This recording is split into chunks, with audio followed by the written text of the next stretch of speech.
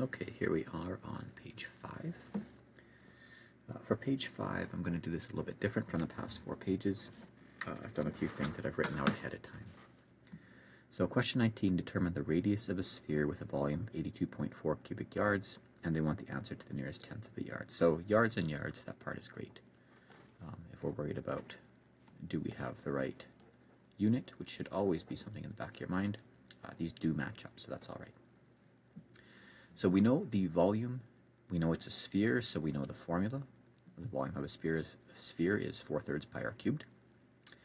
And we could plug in some numbers. We could say, okay, the volume is 82.4 cubic yards, and that's equal to 4/3 pi r cubed, and we don't know r cubed, so we could just take our 82.4 and we could divide it by 4 to cancel that out. We could multiply it by 3 to cancel that guy out, and we could multiply it by pi to cancel that guy out. That's not right. Divide it by pi to cancel that guy out. I need to be more careful how I write these. 4/3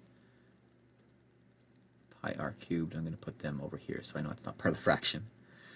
So we would divide it by pi to get that bit out, and then we would end up with just r cubed, and then we would just have to take the cube root of this whole mess. That works. You can do it.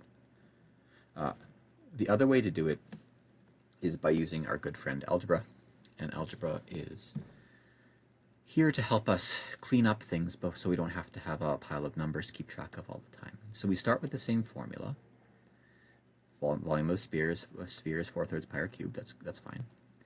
And then we would do all of that manipulation first. We would say, okay, we're taking this 3 up here, this 4 down there, this pi down there, and we end up with this 3v over 4 pi is equal to r cubed. So that's just algebraic manipulation, making sure we keep each side of the equal side equal and isolating r, which is something that I believe you've practiced before, but it's always worth practicing some more because it really is a nicer way to solve a lot of problems.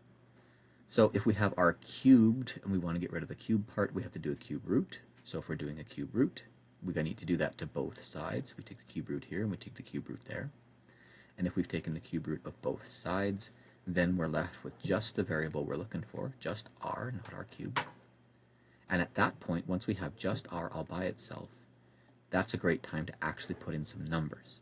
So 3 is 3, volume is 82.4 cubic yards, 4 pi is 4 pi. We put them in their spots. Once we plug those into the calculator, we get 19.67 cubic yards. We still need to take the cube root of it. And once we take the cube root of 19.67 cubic yards, we get 2.7 yards.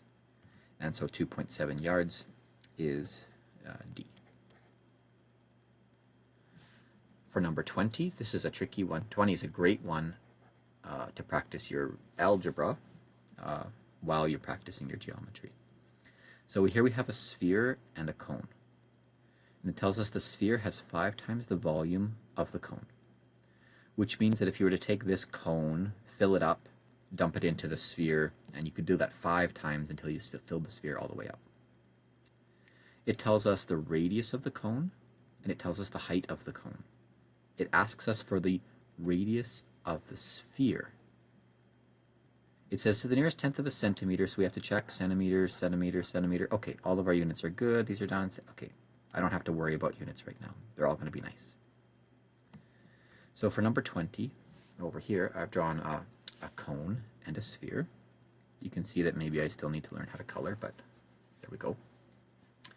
So the cone is, I should have color-coded these better. The cone is the green parts, and the sphere is the orange parts. Anyway, so the cone is pi r squared h over 3, or 1/3 pi r squared h, which, as I believe it appears in your formula sheet. And the volume of the sphere we know 2 things about. We know that it is 5 times the volume of the cone, and we also know the formula for volume of a sphere, which is 4/3 pi r cubed. So this part here, 5 times the volume of a cone, is going to be the key to our problem solving. So I know that this 5 times the volume of the cone is going to equal the volume of the sphere. So I've got the cone on the left side here, and I've got the sphere up on the right. Now I know the formula, pi r squared h over 3 for the cone, and I know the formula 4/3 pi r cubed for the sphere.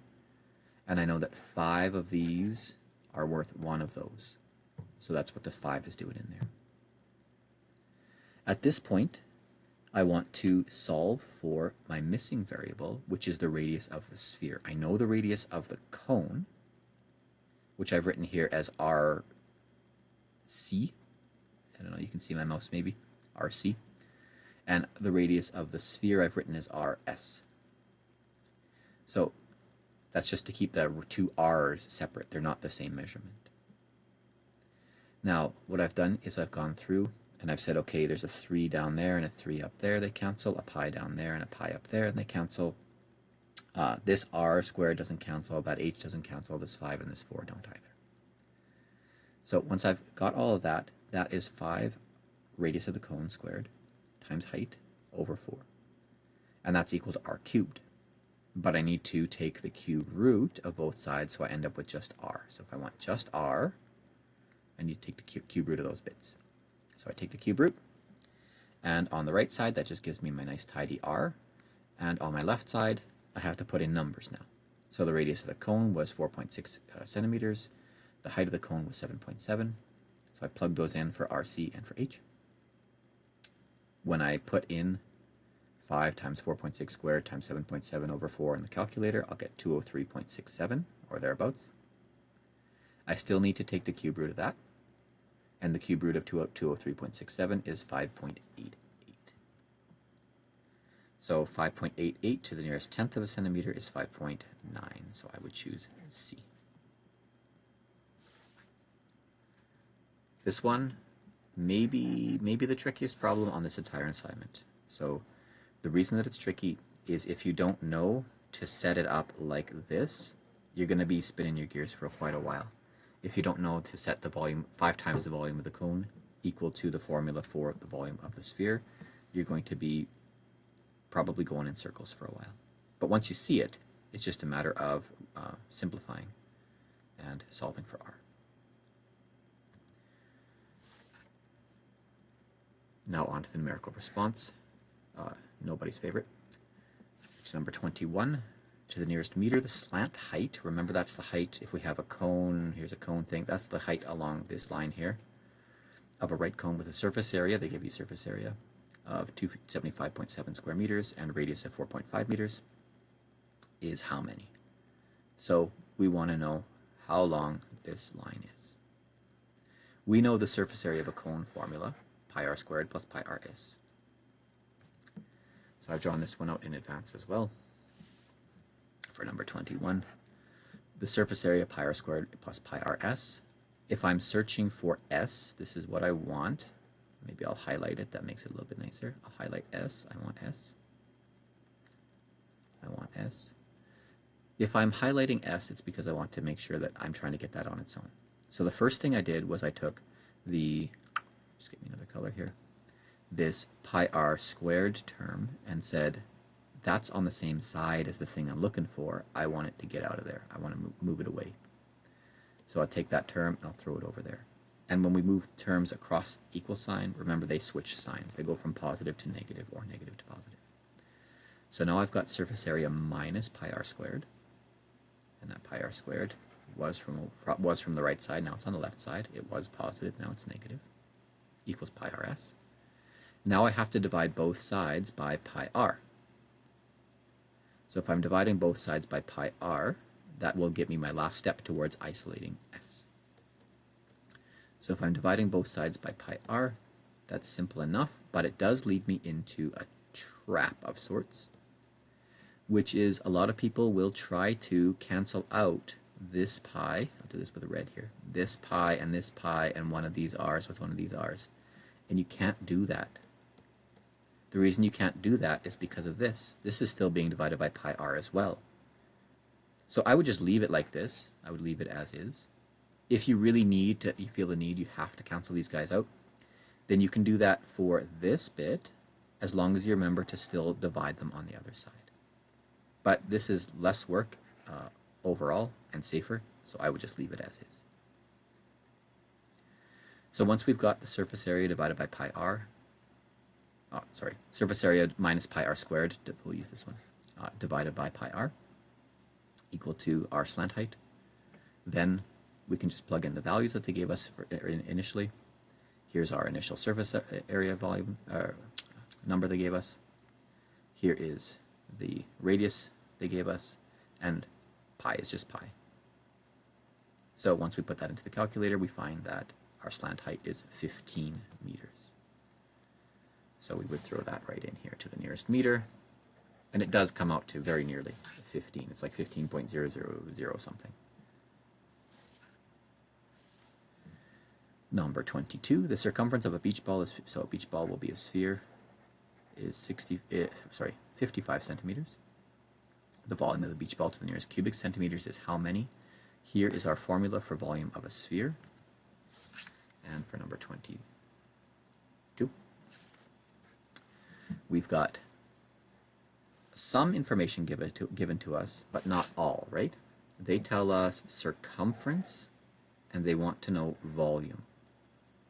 The formula for volume of a sphere insists that we plug in radius, not circumference. But that's okay. We know how we got circumference in the first place, right? 2 pi r, or we could say pi d, whichever one. The first one's better because we're looking for r. So for number 22, we start with the formula for circumference, 2 pi r. We solve for r. R is not on its own, it's being multiplied by 2 and pi, so we need to divide by 2 and pi, which gets us to this line here. We plug in the value for circumference, 55 centimeters over 2 pi is 8.75 and a bit centimeters. Now we have r, we're ready to use this formula. We don't even have to manipulate this formula though. That's a break after the last little bit. So we can just plug in 4 pi r cubed over 3, we know 4, we know pi, we know r, we know 3, easy. And we get 2,809.55 centimeters, which rounds up to 2,810 cubic centimeters. And just as a quick conversion, that's 2,810 milliliters as well, or 2.81 liters, which isn't a very big beach ball. Just if you're imagining like 1.5 2-liter milk cartons maybe, or just a little bit less than 1 gallon jug or 3.78 liter jug of milk. That's a pretty small beach ball.